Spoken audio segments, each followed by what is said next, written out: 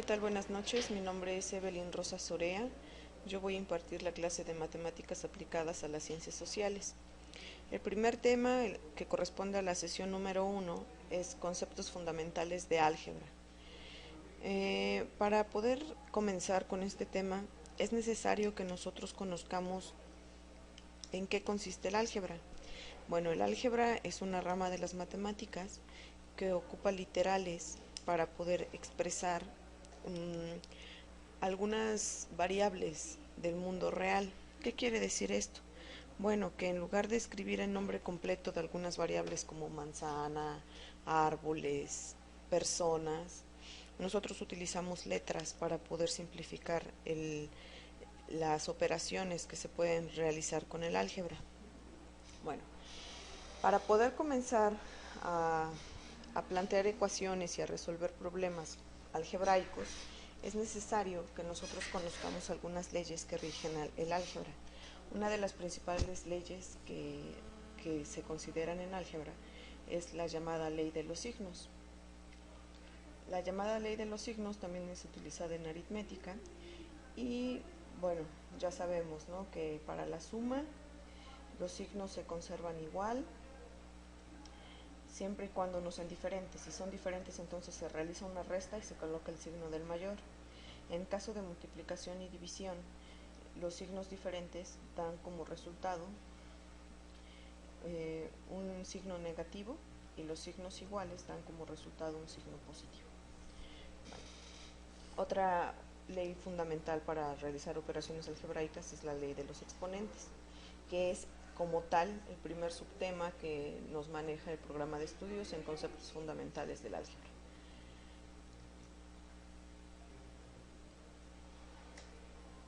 Bueno, la siguiente diapositiva nos muestra las leyes de los exponentes.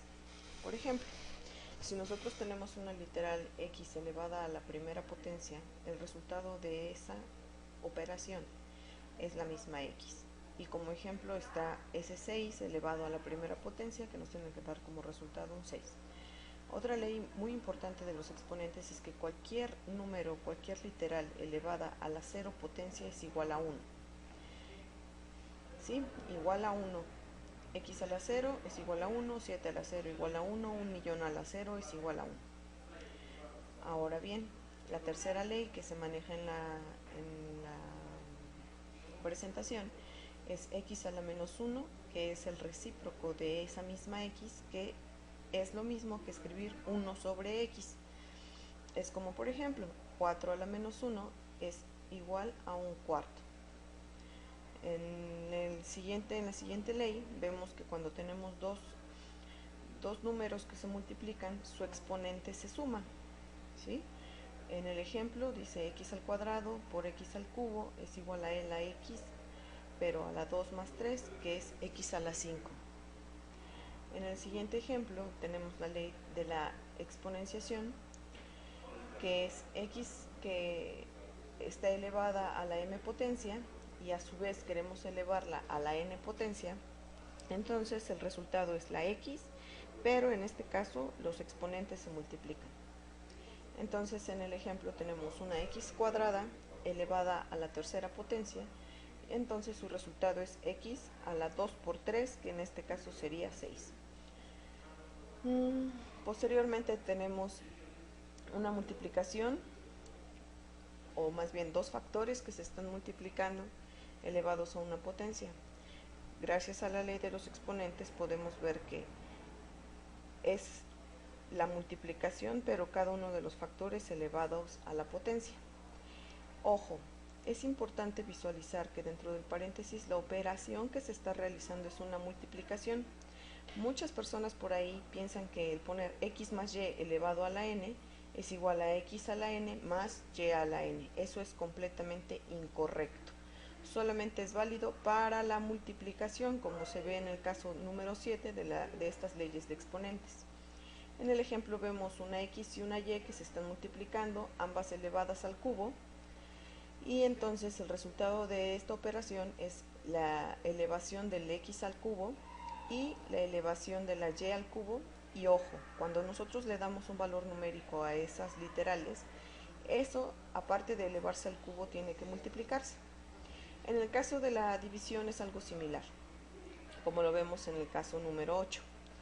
En el ejemplo, en el 8 podemos observar que es una división que está elevada a la n.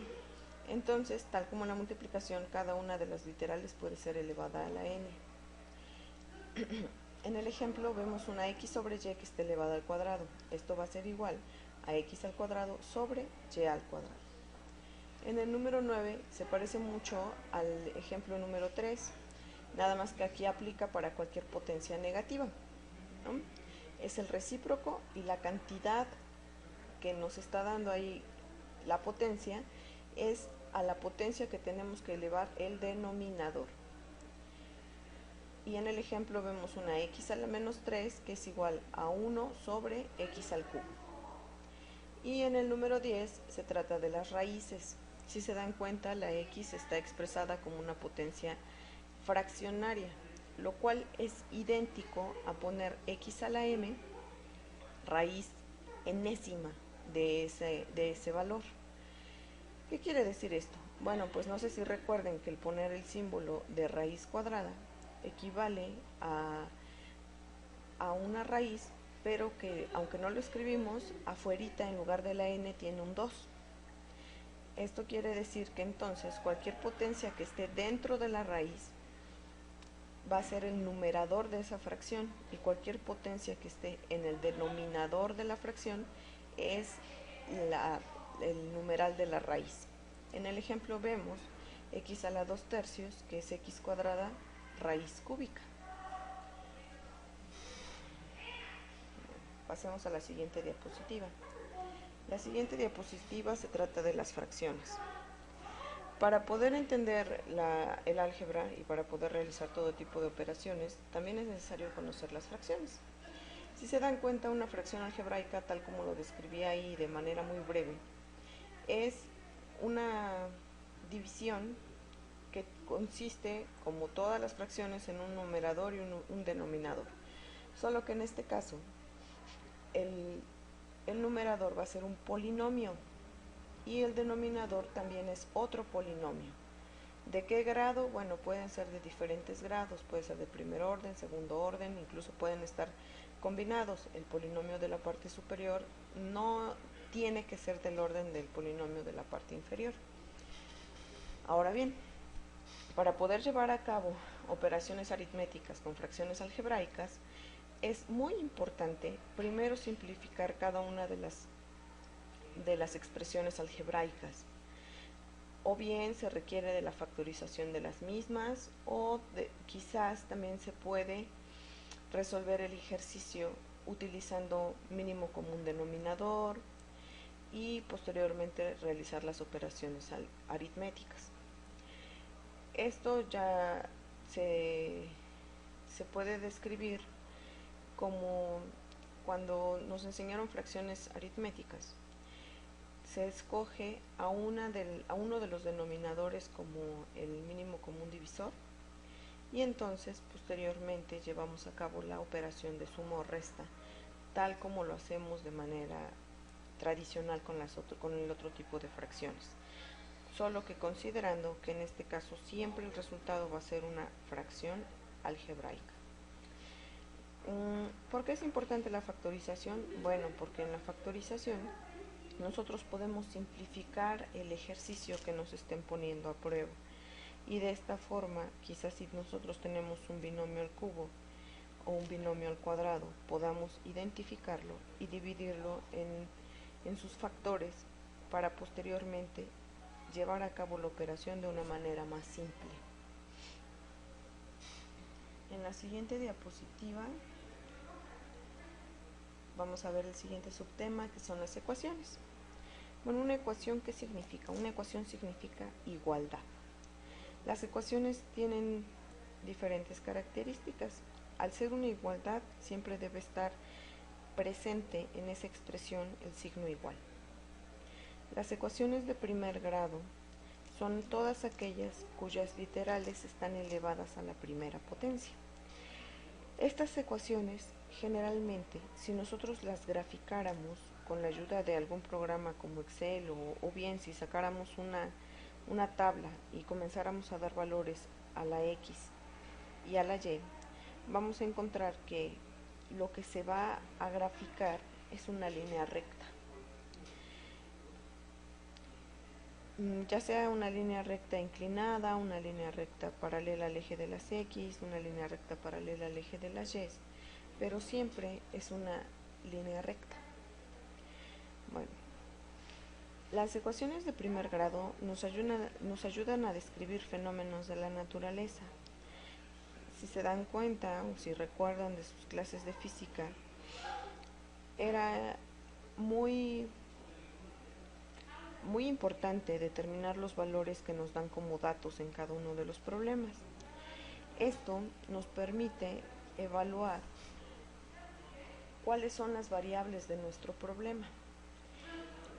Y esas variables son de las cuales dependen nuestras ecuaciones. Por ejemplo, si recordamos de la segunda ley de Newton, fuerza igual a masa por aceleración, y si más o menos recordamos el concepto de lo que es la masa y lo que es la aceleración, es muy claro distinguir que la masa es una cantidad que permanece constante y la aceleración es una variable que depende de dos factores, de la velocidad y del tiempo.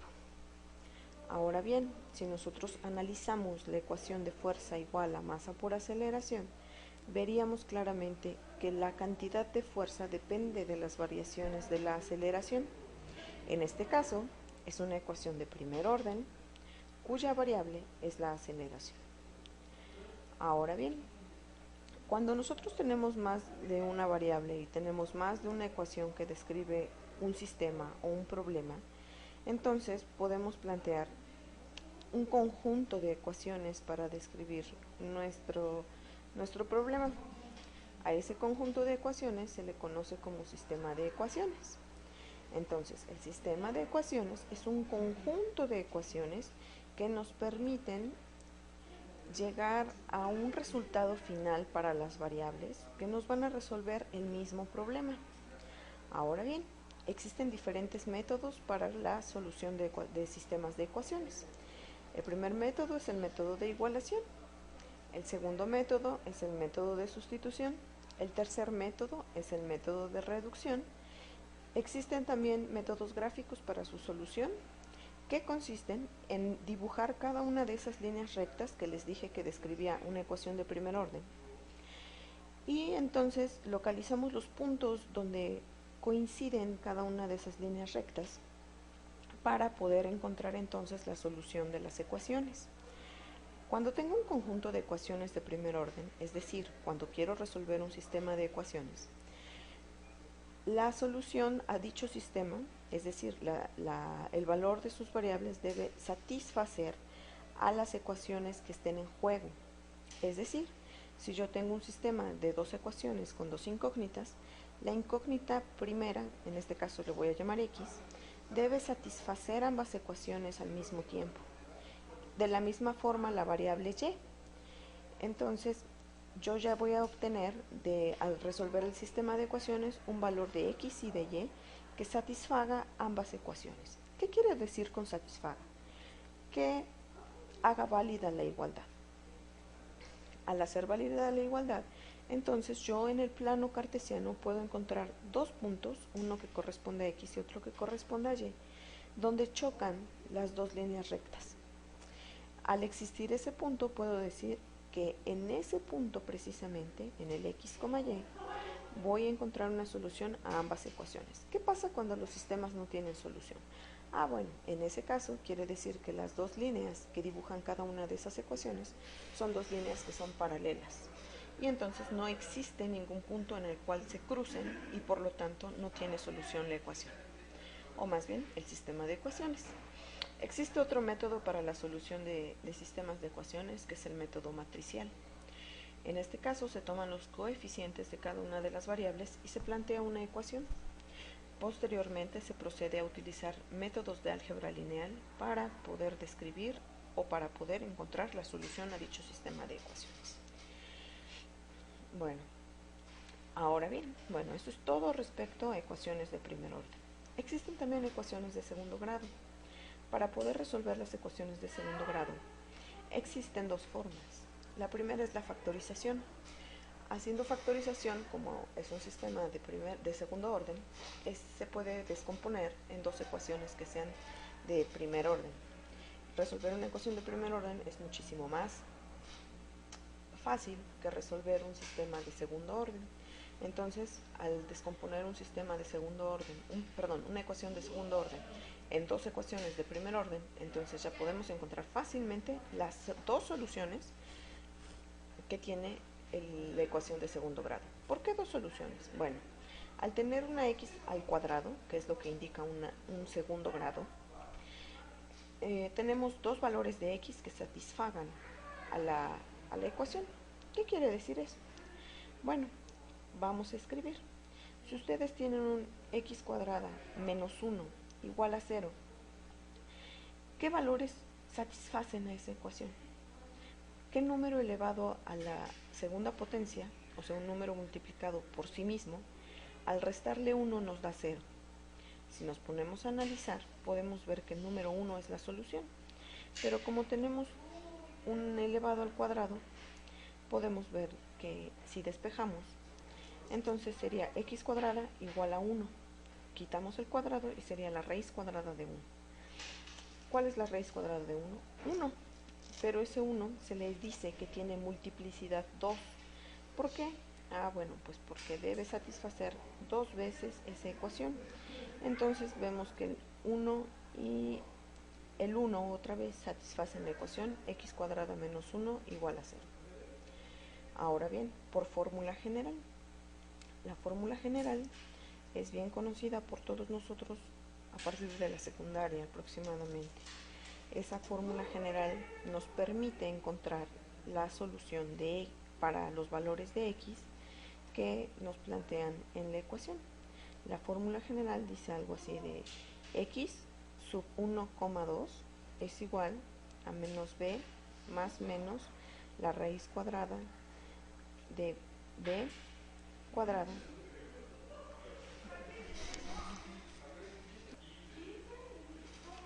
Bueno, entonces tenemos que la fórmula general es x sub 1,2 igual a menos b más menos la raíz de b cuadrada menos 4ac, todo eso sobre 2 veces a. En el material que les voy a dejar adjunto, voy a poner la fórmula general para que ustedes puedan copiarla y poder resolver sus ecuaciones de segundo grado que vienen como ejercicios.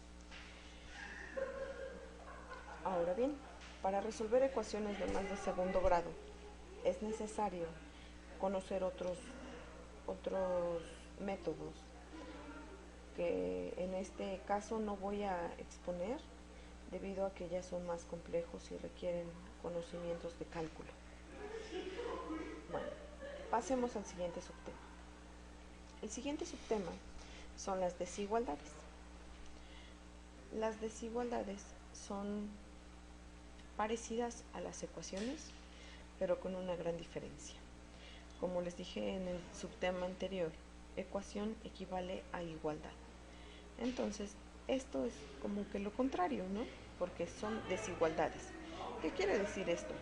Bueno, una desigualdad es una expresión que nos indica con signos matemáticos que conocemos como el mayor que, el menor que, mayor igual, menor igual, que nos indica alguna expresión matemática. Ahora bien, la diferencia entre una ecuación y una desigualdad prácticamente radica en eso. Una ecuación tiene un signo igual y una inecuación o desigualdad tiene signos de mayor igual que, menor igual que, mayor que o menor que. Las aplicaciones de las desigualdades se refieren a los rangos o a los dominios en los cuales ciertas expresiones son válidas. ¿Qué quiere decir esto? Bueno, pues si nos ponemos a analizar la naturaleza, podemos decir que en nuestra ciudad, en Puebla, el clima es aproximadamente de 22 grados en 20 de 30 días, al mediodía. Entonces, si se dan cuenta, yo ahí ya estoy poniéndole un valor numérico a un periodo del tiempo. Esto quiere decir que durante ese periodo de tiempo yo voy a tener el mismo valor o un poquito más o un poquito menos durante esos días. Cuando yo digo que está limitado en el rango de días, yo puedo poner que menor a esos días no va a ser ese valor y mayor a esos días tampoco. Ese es un ejemplo de una aplicación de una desigualdad. La fórmula en la que se resuelven es muy similar al de las ecuaciones, despejando y conservando algunas propiedades especiales para las desigualdades en cuanto al manejo de los signos. Ahora bien, el valor absoluto. El valor absoluto es una característica que tienen todos los números. Si nosotros observamos la recta numérica, nos daremos cuenta que todos los números, tanto positivos como negativos, tienen cierta distancia del origen hacia ellos. Y si, por ejemplo, nosotros observamos la distancia que existe del 0 al 3, si la midiéramos, nos daríamos cuenta que es exactamente la distancia que existe del 0 al menos 3. De tal forma que el valor absoluto indica eso, la distancia. Por ejemplo, el valor absoluto de menos 3 es 3. ¿Por qué? Porque es el número de unidades que existe del origen hacia él en términos de distancia. ¿Ok? Ahora, también se pueden realizar operaciones algebraicas con valor absoluto y se utilizan mucho también en las ecuaciones para poder determinar el valor que va a adquirir cierta cantidad, sobre todo cuando hablamos de distancia o de valores que siempre son positivos, como el tiempo, en alguna operación o en alguna ecuación. ¿Ok? Ahora bien, vamos a ver qué es la programación lineal. La programación lineal no es más que una forma gráfica de resolver las ecuaciones. Esta forma gráfica de resolver las ecuaciones o el sistema de ecuaciones nos permite visualizar de una forma más concreta qué significa matemáticamente la solución de esos sistemas de ecuaciones. Esto nos permite también darle una interpretación gráfica a nuestros resultados y ver para qué área o para qué valores nuestros resultados son válidos.